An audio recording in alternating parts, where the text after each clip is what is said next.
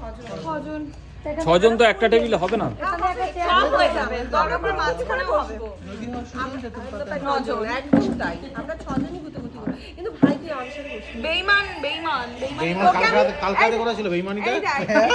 কালকে কোথায় ছিল বেঈমানিটা? এই তো চিকেন বলে বেঈমানিটা তোদের ধারে চলে গেল। আমি কিন্তু ভাত ফেলে দিয়েছি। কালকে চিকেন ছিল বলে বেঈমানিটা হলো না। এনা হুয়া বাত। না সেটা না, কালকে যেহেতু চিকেন ছিল তখন ওটা তোরা আগে খেয়ে নিলি বলে তখন বেঈমানিটা মনে হলো না। হ্যাঁ, ওর জন্য তোদের জন্য বেছে বেছে লেগ পিস তুলে রাখবো। ছাড়, আজকে চিকেন নিয়ে কথা বলিস না। পাপ লাগবে। এমনি সকালবেলা আমি কচি না বলে বলেছি।